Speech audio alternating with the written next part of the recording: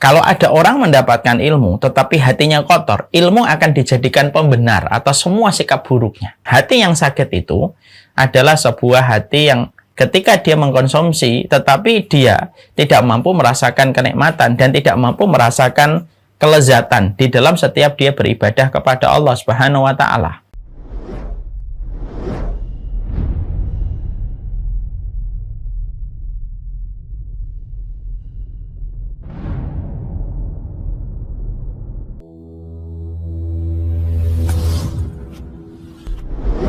Assalamualaikum warahmatullahi wabarakatuh. Innal hamdalillah wassalatu wassalamu ala Rasulillah wa ala alihi wa sahbihi wa man tabi'ahum bi ihsan ila yaumil qiyamah. Kepada seluruh para santri dan para santriwati yang hadir pada Taman Surga kesempatan hari ini, kepada pula para tamu-tamu di teras kehidupan ilmu pada kesempatan hari ini pula, yang semoga kita senantiasa mendapatkan afiat, kita mendapatkan kesehatan, dan semoga kita juga mendapatkan keberkahan, dan semoga kita senantiasa dibimbing oleh Allah, diarahkan oleh Allah pada kebaikan hingga hari nanti kita menutup mata. Saya kemarin baru saja menjumpai ada sebuah perkara, ada sebuah peristiwa yang layak menjadi ibrah dan layak menjadi sebuah perenungan refleksi untuk kita. Ada salah satu jamaah anak muda, saya nggak pernah bicara dengan beliau, tapi sering menjumpai beliau dan melihat beliau di masjid, dengan celana, dengan sarungnya yang khas, dengan kaosnya yang khas gitu. Ternyata beliau kemarin ketika sedang tidur, beliau dijemput dengan ajalnya. Beliau meninggal dunia. Allah semoga merahmati beliau. Usianya masih sangat muda, umurnya baru 23 tahun. Dan beliau akhirnya meninggal dunia. Padahal hari kemarin, sebelumnya saya masih menjumpai beliau berjalan keluar dari masjid. Yang menarik adalah, beliau ini adalah seorang pemuda yang baru datang ke masjid 6 bulan terakhir kalau tidak salah. Sebelumnya saya tidak pernah menjumpai beliau. Tiba-tiba saya menjumpai beliau hampir tiap hari di masjid dengan gaya sarungnya yang khas gitu. Dan ternyata beliau meninggal di usia yang sangat muda. Dan kemungkinan adalah penyakit jantung yang beliau derita dan menyerang kepada beliau. Disitulah kemudian saya berpikir ya, Masya Allah ya, ada banyak orang yang jauh lebih muda daripada kita, tetapi Allah wafatkan mereka. Ada banyak orang yang mereka ketika kena pandemi COVID, mungkin mereka lebih muda pula daripada usia kita. Badan mereka juga lebih sehat, dan bisa jadi mereka tidak memiliki komorbid. Tapi bisa jadi saudara-saudara kita banyak yang meninggal dunia walaupun usia mereka muda dan walaupun pola kehidupan mereka sehat. Dan itu pula yang menjadi perenungan untuk kita. Kita kadang-kadang lebih tua, ubannya lebih banyak. Dan mungkin sebagian dari orang yang menderita COVID adalah orang yang juga punya komorbid. Tapi ternyata justru kita diselamatkan, lalu kita selamat dari COVID-nya dan selamat dari pandemi. Disinilah kita harus mengambil hikmah. Karena setiap peristiwa pasti memberikan hikmah dalam kehidupan. Salah satu hikmah yang kita petik dari kejadian ini adalah, kenapa Allah masih menghidupkan kita? Walaupun uban kita sudah kelihatan, walaupun sebagian dari kita sudah berusia lebih dari 30-40 tahun, tapi kenapa Allah masih sehatkan kita dan masih Allah berikan kesempatan hidup dalam kehidupan kita? Penting untuk kita ambil hikmahnya. Karena sesungguhnya Allah ingin supaya kita mengembalikan hati kita dulu sebelum nanti kita kembali jasad dan fisik kita kembali kepada alam barzah dalam kematian kita. Inilah yang menjadikan kita, semoga kita termasuk seorang penuntut ilmu yang tentunya selalu pandai mengambil setiap ibrah dari setiap kejadian yang ada di sekitar kita. Semoga Allah memberikan kepada kita afiat, Allah memberikan kepada kita keberkahan, dan semoga setiap peristiwa yang kita peroleh dan selamatnya kita sampai hari ini dari berbagai macam hal yang kita jumpai, maka supaya kita mampu mengembalikan hati kita terlebih dahulu sebelum nanti ajal kita datang menyapa kita. Orang yang beruntung adalah orang yang telah kembali hatinya sebelum kembali fisiknya. Alhamdulillah, tentunya senang sekali kami pada kesempatan hari ini berjumpa dengan kalian semuanya para penuntut ilmu. Pertemuan kita dan perjumpaan kita adalah perjumpaan yang luar biasa. Walaupun tampaknya sederhana, tetapi sesungguhnya taman ilmu adalah sebuah taman yang luar biasa. Sebuah taman yang menjadikan Allah mengabadikan setiap nama dari mereka yang berkumpul di taman ilmu. Sebuah taman yang menjadikan para malaikat ridho dan mengepakkan sayapnya kepada mereka yang berkumpul di taman ilmu, dan menjadikan seluruh spesies yang jumlahnya ribuan yang ada di daratan hingga di lautan, yang kadang-kadang kita pun mungkin tidak mengenal semua spesies itu, mereka juga memintakan ampunan kepada kita ketika kita berkumpul di satu taman yang disebut dengan taman ilmu. Inilah bagaimana mempesonanya taman ilmu dibandingkan taman bunga, dibandingkan taman hiburan. Taman hiburan hanya menawarkan sensasi kepuasan. Taman bunga hanya menawarkan sensasi pandangan mata yang kita manjakan. Tapi taman ilmu memberikan kepada kita petunjuk. Karena dengan kita mendapatkan ilmu, kita akan memperoleh petunjuk. Kita akan menjumpai banyak pelita. Sehingga kehidupan kita tidak perlu kita meraba. Dan kita tidak perlu terperosok kepada jurang kerusakan selama kita memiliki pelita, dan pelita itu adalah ilmu yang kita peroleh dari Allah dan Rasul-Nya. Tidak setiap orang diberikan oleh Allah kenikmatan untuk mencintai ilmu. Tidak setiap orang diberikan kenikmatan untuk duduk pada taman-taman ilmu. Jumlah mereka yang duduk pada taman ilmu, jumlah mereka limited edition. Dan betapa bergembiranya kita. Allah menjadikan kita termasuk orang yang sedikit. Allah menjadikan kita termasuk minoritas orang yang mau belajar, yang mau duduk di taman ilmu supaya kita mendapatkan petunjuk dan pelita. Semoga kita senantiasa tamak, semoga kita senantiasa serakah ketika kita mendapatkan ilmu, sebagaimana rasa haus dan rasa kurang yang dimiliki Nabi Musa terhadap ilmu sampai menjadikan beliau rela melakukan perjalanan di pinggir pantai untuk menemui Nabi Khidir. Semoga kita senantiasa haus dengan ilmu sebagaimana Rasulullah. Hausnya beliau kepada ilmu tercermin dari doanya beliau di setiap subuh. Allahumma inni as'aluka ilman nafi'an, ya Allah, aku meminta kepadamu ilmu yang bermanfaat. Dan itulah yang menjadikan kita bersyukur. Sesungguhnya siapapun yang mendapatkan kenikmatan ilmu, pada dasarnya kenikmatan ini tidak akan rusak dengan musibah apapun, dan tidak akan hilang walaupun terjadinya hari kiamat. Saya akan sampaikan sebuah perkataan emas yang patut menjadi refleksi, perenungan untuk kita.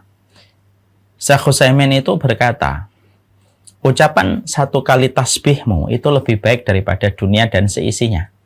Jadi kalau ada seorang muslim mengucapkan subhanallah, datang dari hati yang ikhlas, maka itu lebih baik daripada dunia dan seisinya. Padahal kita paham dunia dan seisinya ini terdapat ribuan gedung pencakar langit. Uang dolar ribuan triliun berputar setiap harinya. Barang-barang mahal dari mobil-mobil sport yang harganya puluhan miliar, jumlahnya ada ribuan di atas permukaan bumi. Dan berapa banyak orang yang mengenakan merek-merek branded di dalam pakaian mereka dengan harga yang fantastik. Tapi semua yang tadi kita sebutkan ternyata kalah dengan ucapan satu kali tasbih ketika mengucapkan subhanallah. Pertanyaan kita, kenapa ucapan tasbih itu bisa mengalahkan ribuan triliun yang berputar setiap harinya pada kehidupan manusia? Simple. Syekh Utsaimin mengatakan seluruh dunia dan seisinya itu akan hilang seiring dengan datangnya musibah alam ataupun seiring datangnya hari kiamat. Hanya menjadi kenangan yang terkubur bersama dengan bumi yang diluluh lantakkan ketika terjadinya kiamat. Tapi beda dengan ucapan subhanallah. Kamu, saya mengucapkan subhanallah satu kali, maka ucapan itu akan membersamai kita. Dari semenjak kita mengucapkan, sampai nanti kita meninggal, sampai kita di alam barzah, sampai nanti kita berdiri di hadapan Allah. Satu ucapan subhanallah itu akan dinilai oleh Allah dan diberikan pengganti dan pembalasan yang terbaik. Mari kita merenungkan, kalau ucapan sekali subhanallah ternyata akan menjadi kenangan yang mewujud menjadi sebuah pembalasan manis dari Allah di pengadilan akhirat, apalagi ketika kita duduk di majelis ilmu, mendapatkan perkataan Allah, memahami apa yang Allah inginkan, memahami apa yang disampaikan oleh Rasulullah. Maka itu adalah jauh lebih banyak daripada dunia dan seisinya. Karena apa yang kita lakukan secara rutin mengikuti majelis ilmu, maka itu tidak hanya menjadi kenangan yang terkubur bersama dengan datangnya hari kiamat. Tidak. Itu akan menjadi kenangan yang akan diingat dan dicatat rapi oleh malaikat dan akan menjadi pemberat dalam mizan kebaikan kita. Betapa beruntungnya orang yang disibukkan di dalam ilmu. Dan semoga kita termasuk orang yang disibukkan dengan ilmu, tanpa harus sombong, tanpa harus jumawa kepada orang lain. Kepada Allah kita bersyukur atas kenikmatan semua yang kita peroleh. Seluruh para santri dan seluruh para santriwati yang semoga Allah rahmati dan Allah berkahi. Kita tentunya paham, tentunya kita mengerti. Ternyata kita memahami pemicu penyakit itu ternyata bukan hanya datang dari pola makanan, tapi sangat tergantung pada pola pikir dalam kehidupan kita selaku manusia. Dulu kita sering menyangka bahwasanya pemicu penyakit itu hanya datang dari pola makan. Memang betul pola makan itu merupakan salah satu pemicu berbagai macam penyakit.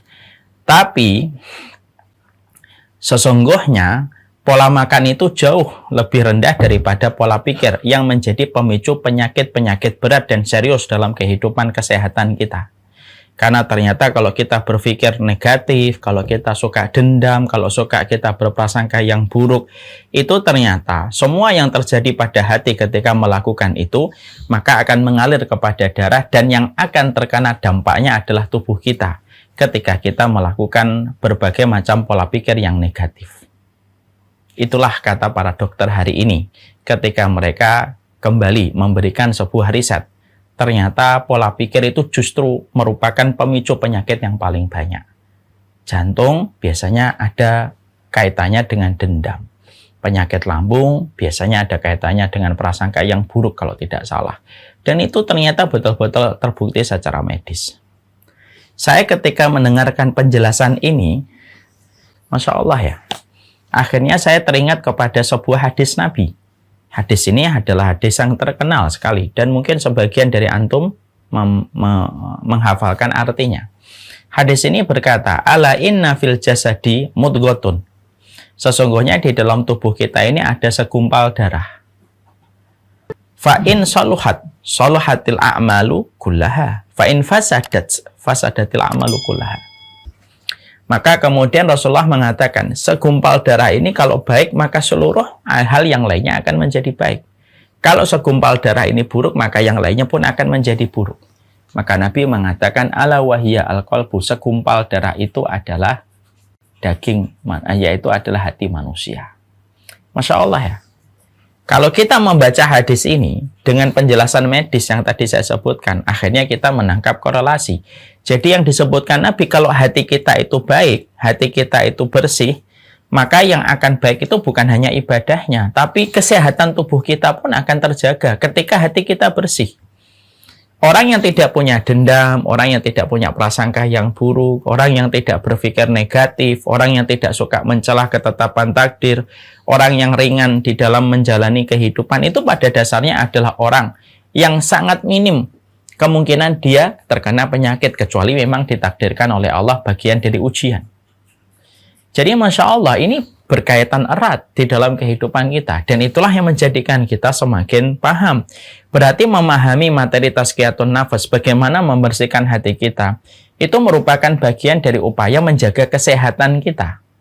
Menjaga kesehatan supaya kita tidak memiliki mental illness, penyakit kejiwaan. Sebagaimana penyakit fisik pun merupakan dampak dari berbagai macam penyakit-penyakit mental yang kita miliki ketika hati kita tidak bersih. Ya, jadi inilah kemudian banyak hal yang kita kemudian pahami. Makanya ketika saya ngobrol ya dengan Dr. Zaidul Akbar itu menyampaikan kepada kita kasus-kasus yang terjadi, banyak penyakit. Ketika dibedah penyakit itu, di breakdown, dicari historinya, itu selalu ada kaitannya dengan berbagai macam tekanan pada hatinya. Jadilah penyakit ini, jadilah penyakit itu. Disitulah kita terbuka mata kita. Oh, Masya Allah ya. Kenapa materi tazkiyatun nafas termasuk materi yang cukup penting dan urgen untuk dibahas, dikaji, diamalkan, lalu diatur bagaimana aplikasi dan realisasi dari apa yang kita pelajari di dalam materi ini. Karena penting. Kalau kita sudah mampu menempa hati kita, mensucikan hati kita, lalu tidak timbul dendam yang kesuma, tidak ditimbul kemudian prasangka yang begitu buruk, akhirnya kita mudah memaafkan, mudah memberikan udzur. Hidup kita tidak terbebani, kemudian kita tidak mencari pujian, tetapi kita betul-betul hidup kita mencari ridhonya Allah dan tidak terbebani dengan perkataan dan penilaian manusia. Orang kalau hatinya sudah bebas dari itu semuanya, bukan hanya menjadikan dia bertambah ibadah dan khusyuk kualitas ibadahnya, tapi bertambah sehatnya. Sekali lagi, pola pikir itu jauh lebih besar, memberikan persentase penyebab penyakit daripada pola makan. Makanya masih ingat nggak kita di awal-awal pandemi, banyak mereka ahli medis mengatakan jangan terlalu takut berlebihan, karena justru yang membunuh kita itu adalah ketakutan. Ketika ketakutan itu berlebihan, dan takut berlebihan itu biasanya ketika hati kita tidak terjaga pada kesehatan. Inilah yang menjadikan kita akhirnya memahami, ini loh pentingnya kita mempelajari tazkiyatun nufus. Makanya kita pada kesempatan hari ini akan melanjutkan materi tazkiyatun nafas kita. Dan ini upaya untuk menjaga hati kita dari berbagai macam polusi, dari berbagai macam pengotor, radiasi, dan polutan yang nempel pada hati kita. Berulang-ulang sering saya sampaikan kepada diri saya dan antum semuanya. Berulang-ulang saya sering menyampaikan bahwasanya hati itu merupakan organ tubuh yang paling cepat kotor. Karena tidak ada organ tubuh yang paling cepat kotor kecuali adalah hati. Dan sesungguhnya hati merupakan organ tubuh yang paling capek dan paling letih. Karena ketika mata melihat, yang merespon pertama kali dari apa yang dilihat oleh mata itu adalah hati. Ketika telinga kita mendengar sesuatu, yang paling cepat merespon itu dan akhirnya bekerja untuk merespon apa yang didengar telinga itu adalah hati. Jadi mata, kemudian telinga, dan apapun yang terjadi di sekitar kita, yang paling banyak merespon itu adalah hati.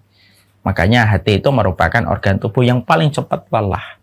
Dan sesungguhnya hati itu merupakan organ tubuh yang paling cepat kotor. Nah, inilah yang menjadikan kita mempelajari materi tazkiyatun nafas. Materi yang cukup penting bagi setiap penuntut ilmu. Dan ini termasuk amanah yang harus kita selesaikan. Karena penuntut ilmu, kata Imam Al-Ghazali rahimahullahu ta'ala, setiap penuntut ilmu harus menyelesaikan PR di dalam hatinya. Karena tidak akan berkah ilmu yang dia dapatkan selama hati yang memperoleh ilmu, hatinya itu kotor. Maaf ya, kalau ada orang mendapatkan ilmu tetapi hatinya kotor, ilmu akan dijadikan pembenar atas semua sikap buruknya. Pernah nggak kita ngelihat ada penuntut ilmu kasar? Kalau ngomong mau menang sendiri. Kalau dijelaskan sedikit masukan, marah-marah. Padahal dia ngajinya sudah lama. Kata Imam Al-Ghazali rahimahullahu ta'ala. Kalau ada ilmu yang datang, yang merespon hati adalah hati yang kotor, maka ilmu hanya dijadikan menjadi pembenar untuk membenarkan setiap perilaku, perkataan, dan perbuatan yang dia lakukan. Tapi kalau kemudian ilmu yang datang direspon sama hati yang bersih, setiap hati yang bersih, ketika datang kepadanya ilmu, setiap hati yang bersih ketika mendapatkan ilmu, maka ilmu akan berusaha menjadi petunjuk dan mengendalikan apa yang harus dikerjakan. Nah, inilah yang menjadikan kita mempelajari kitab Tazkiyatun Nafas, karena ini merupakan bagian terpenting. Salah satu di antara amanah yang harus selalu kita lakukan, menyelesaikan PR hati dalam proses kita belajar. Karena saya tahu betul, selain kita belajar Tazkiyatun Nafas, kita belajar tafsir, kita belajar tematik, kita belajar bermacam-macam. Dan itu akan menjadi berkah ketika ditopang pada hati yang bersih, dan hati yang bersih itu harus dengan ilmu. Nah, saya beberapa waktu hari ini tiba-tiba muncul di timeline sosial media saya tentang sebuah peristiwa yang sebenarnya sudah terjadi 5 tahun yang lalu, tapi nggak tahu kenapa kok tiba-tiba hadir di timeline sosial media saya. Saya teringat ada sebuah kejadian, ingatkah kita dulu ada sebuah padepokan di mana banyak warga Jakarta yang mereka frustasi, mereka stres. Kemudian mereka pergi ke padepokan tersebut dengan sebuah niatan menenangkan diri, healing. Mereka ingin terapi supaya menenangkan hati mereka. Tidak ada yang tahu pada saat tiba-tiba padepokan itu muncul, menyeruak di keramaian masyarakat. Sampai beberapa waktu, tiba-tiba gemparlah masyarakat Indonesia ketika mendapati ternyata di padepokan itu sering terjadi pesta narkoba dan sering terjadi hubungan seks atau hubungan zina. Dan itu kemudian satu persatu orang memberikan testimoni. Kan kita kaget. Nah, inilah yang kemudian menjadi sebuah pelajaran untuk kita. Membersihkan hati itu harus dengan ilmu. Karena kalau kita membersihkan handphone saja harus dengan ilmu. Kita membersihkan iPad itu pun harus dengan ilmu, apalagi membersihkan hati. Membersihkan iPad tidak bisa sama dengan membersihkan kamar mandi. Membersihkan kamar mandi tidak sama dengan membersihkan mobil. Setiap barang memiliki maintenance sendiri, treatment sendiri di dalam membersihkannya. Membersihkan mobil ada sabunnya sendiri. Membersihkan iPad tentunya ada cairannya khusus. Membersihkan handphone juga terkadang berbeda dengan membersihkan barang-barang yang lainnya. Nah, di situ kita paham. Hati adalah organ yang paling cepat kotor. Maintenance, mentreatment, bagaimana hati kita tetap bersih. Itu tidak bisa dilakukan secara serampangan. Tetapi harus dilakukan dengan merujuk kepada referensi yang jelas. Supaya kita mampu menjaga hati kita. Sekarang kita sampai kepada halaman 332. Di sini disampaikan penyebab sakitnya hati. Ternyata tentunya pada pertemuan sebelumnya kita sudah membahas. Hati itu ternyata ada 3 kategori. Yang pertama ada hati yang sehat. Ya, dan kita sudah membahas indikator hati-hati yang sehat itu semacam apa. Yaitu sebagaimana yang kita jumpai, hati yang sehat itu adalah hati yang memiliki kerinduan untuk khidmah kepada Allah. Hati yang sehat itu tidak memiliki keinginan kecuali taat kepada Allah. Hati yang sehat itu bakhil betul dia terhadap waktu. Hati yang sehat itu adalah hati yang memuliakan dan mengagungkan sholat. Tidaklah ada perkara dan aktivitas yang dilakukan ketika sudah masuk waktu sholat. Hati yang sehat itu tidak pernah lelah untuk berzikir kepada Allah. Dan hati yang sehat itu selalu membenarkan setiap perkataan Allah dan Rasulnya. Ini sudah kita bahas. Bahwasanya kategori yang pertama ada hati yang sehat. Ada hati yang kedua, ada hati yang sakit. Dan ada pula yang ketiga yang disebut dengan hati yang mati. Dan kita pada kesempatan hari ini, kita akan sampaikan kategori hati yang kedua, yaitu adalah hati yang sakit. Sebelum kita menjelaskan panjang lebar, di antara yang kita bahas dan kita kaji di dalam buku ini, pada halaman 32, sebelum kita membahas ini, saya ingin menyampaikan terlebih dahulu. Bahwasanya hati yang sehat itu berbeda dengan fisik yang hati yang sakit itu beda dengan fisik yang sakit. Mari kita bedah, mari kita cari perbedaan antara jasad yang sakit dengan hati yang sakit. Terjadi perbedaan cukup mencolok antara hati yang sakit dengan fisik yang sakit. Fisik yang sakit menyebabkan kita tidak mampu mencicipi makanan dan minuman. Selezat apapun makanan dan minuman itu disajikan kepada kita. Itu ciri khasnya hati, itu ciri khasnya fisik yang sakit. Jadi kalau fisik kita lagi sakit, maka kita tidak mampu mencicipi nasi goreng, telur mata sapi setengah matang, jus mangga, jus alpukat, es jeruk ditambah es kelapa muda ditambah jeruk. Tidak mampu kita nikmati. Kenapa? Karena fisik kita sedang sakit. Berbeda ketika kemudian kita menjumpai, ketika kita mendapati bahwasanya hati yang sakit. Hati yang sakit itu adalah sebuah hati yang dia makanannya tetap lezat. Minumannya juga tetap lezat. Ya. Dia mengkonsumsi berbagai macam makanan dan minuman yang lezat. Tetapi ketika dia mengkonsumsi, tetapi dia tidak mampu merasakan kenikmatan dan tidak mampu merasakan kelezatan di dalam setiap dia beribadah kepada Allah Subhanahu wa Ta'ala. Jadi dia tidak mampu merasakan kelezatan di dalam beribadah kepada Allah. Fisik yang sakit menyebabkan dia tidak mampu merasakan kelezatan makanan. Tetapi hati yang sakit itu tidak bisa menyebabkan kita merasakan kelezatan dan kenikmatan di dalam beribadah. Sholat tidak ada kenikmatannya. Kemudian tilawah tidak ada kenikmatannya, ta'lim tidak ada kebahagiaannya, dan seluruh ketaatan itu pada dasarnya tidak ada kebahagiaan sedikit pun. Kenapa? Bukan karena ketaatan itu tidak memberikan rasa manis pada kehidupan kita. Ketaatan itu memberikan rasa manis. Kenapa ketaatan itu tidak memberikan rasa manis kepada orang yang mengerjakan? Karena yang mengerjakan hatinya sakit. Persis sebagaimana kita menjumpai, kalau fisik kita yang sakit, maka lidah kita menjadi pahit. Kalau lidah kita sudah pahit, makanan semahal apapun pun akan terasa pahit dan tidak mampu kita konsumsi kecuali kita ingin muntah karena mual pada perut kita. Sama, Hati yang sakit itu dia tidak mampu merasakan semua kelezatan ibadah, itu tidak akan mampu dia rasakan. Dia tidak akan mampu merasakan sensasi kenikmatan duduk di taman ilmu. Dia tidak mampu merasakan sensasi kenikmatan ketika dia membaca kitab. Dia tidak mampu merasakan kenikmatan hati yang tenang ketika mendengarkan nasihat. Semuanya hilang. Padahal semua ketaatan itu pada dasarnya memberikan sensasi kenikmatan. Sebagaimana makanan memberikan sensasi kenikmatan dan kelezatan. Ketaatan itu memberikan sensasi kelezatan. Tapi ketika orang itu hatinya sakit, maka dia tidak akan merasakan apapun itu kecuali hanyalah beban. Dan justru dia sering meninggalkan ketaatan karena merasa tidak ada sensasi kelezatan yang dia rasakan ketika dia beribadah. Bahaya itu. Kalau hati orang itu sudah sakit. Kalau dibiarkan, dia menjadi mati. Dan para ulama salaf sudah mengingatkan, hati yang mati itu lebih parah dan lebih buruk daripada kematian. Kematian hanya menghentikan laju nafas yang ditarik oleh manusia ketika dia mati.